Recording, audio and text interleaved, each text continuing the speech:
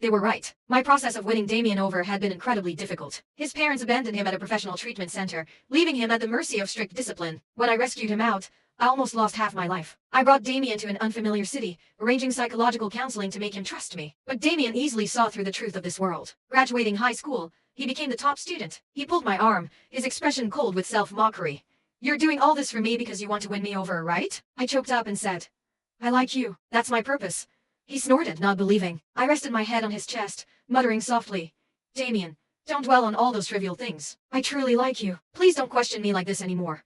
It really hurts." In the winter without heating, Damien would rub my stiff feet, his eyes red with concern. By that time, we were already married. His goal shifted from founding a tech company to buying a house. When a CEO made securing investments incredibly difficult, I walked the streets alone crying. Facing retaliation from competitors, I shielded him, ending up in the operating room myself. That was how long it took for Damien to slowly fall in love with me. Compared to my 10 years of effort, Chloe took 3 weeks to reduce his darkness level to -100. Chloe was still telling sweet details. I suppressed a pang of sadness. "Did he ever mention his ex-wife to you?" Chloe smiled triumphantly. "Never. He must have moved on from her long ago." I nodded. When Damien arrived, I'd pretend to be regretful, throwing myself at him. Knowing his personality, he'd probably be disgusted and avoid me, right? Once he rejected me, I'd take my 50 grand and happily leave. As I was planning, Chloe got a call. "My boyfriend just finished his meeting and is coming to pick me up. We're going on a date. So let's talk about the house tomorrow." I forced a smile.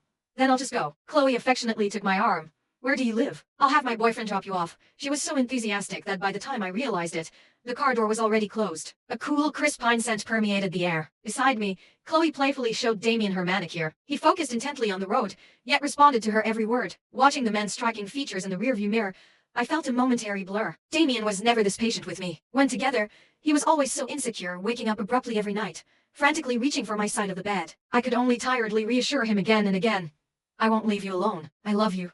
And it has nothing to do with the mission." I kept telling him that lie until the moment I left that world. Damien wept, clutching my hand, begging me not to go. I refused him every time. His face was pale, his eyes swirling with pain and madness. "Why? Don't you love me? How can you bear to leave me?" I gave a bitter smile. I have my own love in the real world. Catching my gaze, Damien frowned and slowly lifted his eyes. Our eyes met. The car lurched forward violently, a sudden brake. I wasn't prepared and hit my forehead hard against the window, leaving a red mark. "Sorry." Damien's voice sounded somewhat hoarse. "We're at your place." I said and thanked him. Getting out, he kept his eyes down, never looking back at me. The car's tail disappeared in an instant. At the entrance of the bustling neighborhood, I slowly crouched down, hugging myself. Who knows how much more time passed? The familiar luxury car silently and forcefully pulled up in front of me. The car window slowly rolled down, revealing the sharply defined profile of a man. Damien just calmly looked at me. "Get in."